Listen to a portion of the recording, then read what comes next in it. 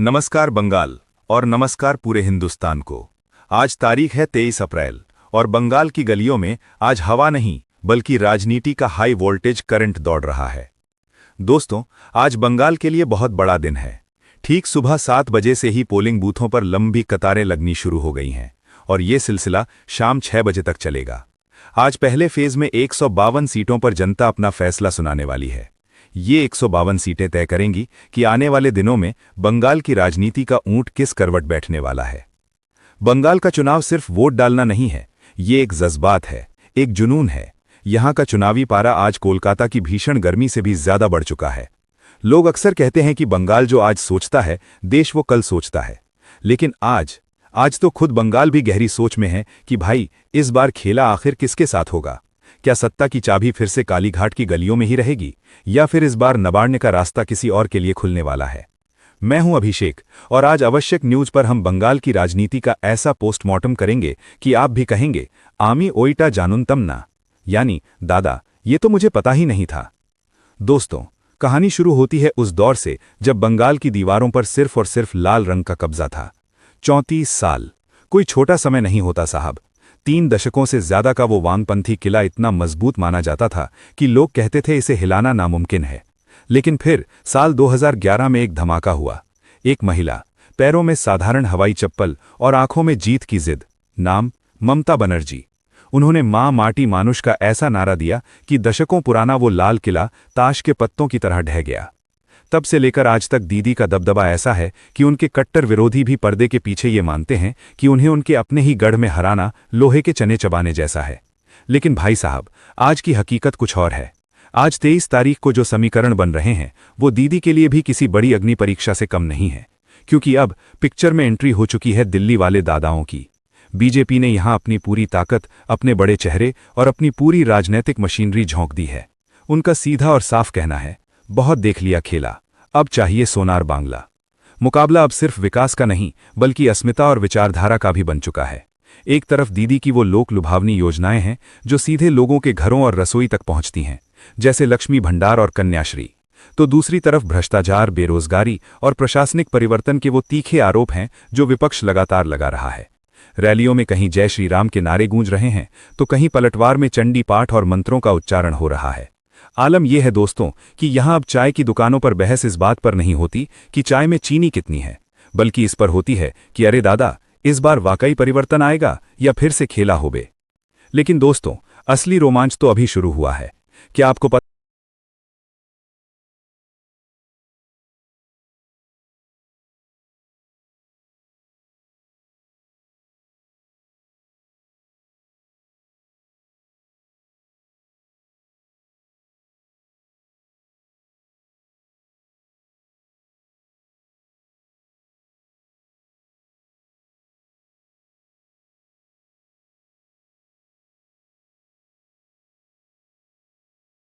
है जहां न्यूज कैमरों की चकाचौंध अक्सर नहीं पहुंच पाती।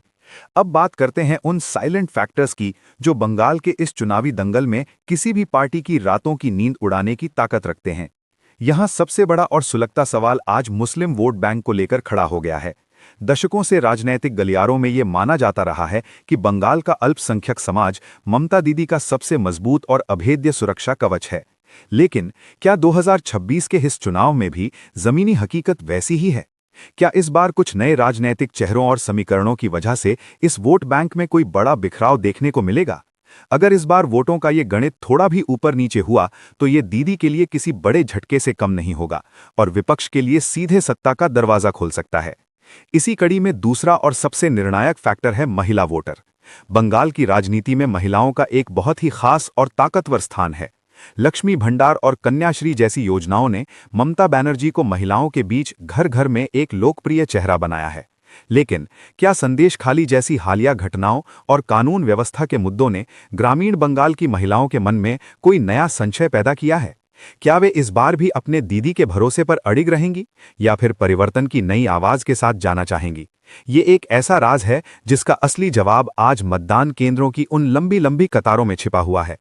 वहीं दूसरी तरफ अगर भौगोलिक स्थिति को देखें तो उत्तर बंगाल और दक्षिण बंगाल की राजनीतिक आकांक्षाएं इस बार 2 अलग अलग दिशाओं में बहती नजर आ रही हैं। बीजेपी ने उत्तर बंगाल के क्षेत्रों में अपनी जड़ों को बहुत गहराई तक पहुंचाया है, जहां विकास, रोजगार और क्षेत्रीय पहचान के मुद्दे सबसे ऊपर हैं।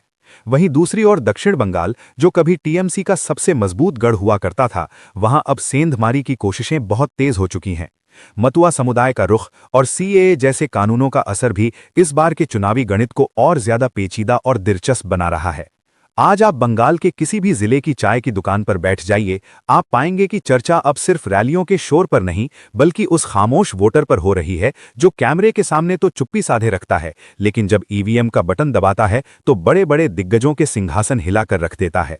सवाल यही है कि क्या बंगाल में इस बार कोई ऐसा अंडरकरंट काम कर रहा है जो सारे अनुमानों को गलत साबित कर देगा? क्या भ्रष्टाचार के गंभीर आरोपों के बीच सोनर बांग्ला का नारा लोगों के दिलों में अपनी जगह बना पाया है? 152 सीटों का ये पहला चरण तो महज एक शुरुआत है, लेकिन यकीन मानिए, ये शुरुआत ही तय कर देगी कि कोलकाता के राइटर्स बिल्डिंग में इस बार किसकी ताजपोशी होने वाली है। नंदीग्राम की ऊबड़ खाबड़ गलियों से लेकर मुर्शिदाबाद के मैदानों तक और सिलीगुड़ी की पहाड़ियों से लेकर सुंदरबन के जंगलों तक, आज हर पोलिंग बूथ पर बंगाल का एक नया भविष्य लिखा जा रहा है। ये चुनाव सिर्फ दो राजनैतिक दलों की जंग नहीं है, बल्कि है बंगाल की अस्मिता और उसकी आत्मा को तय करने वाला एक महान फैसला है। वीडियो के आखिर में मैं आपसे बस यही पूछना चाहता हूं कि आपका मन क्या कहता है? क्या बंगाल की जनता एक बार फिर अपनी दीदी की मां माटी मानुष की पुकार पर विश्वास जताएगी, या फिर महापरिवर्तन की ये लहर पुराने सारे रिकॉर्ड तोड़ देगी? अपनी राय कमेंट बॉक्स में जरूर साझा करें, क्योंकि लोकतंत्र के महासंग्राम में आपकी एक आवाज भी उतनी ही कीमती है जितना आपका एक वोट। बंगाल चुनाव की हर एक छोटी बड़ी और सबसे सटीक खबर के लिए आप अभी सब्सक्राइब करें आवश्यक न्यूज को।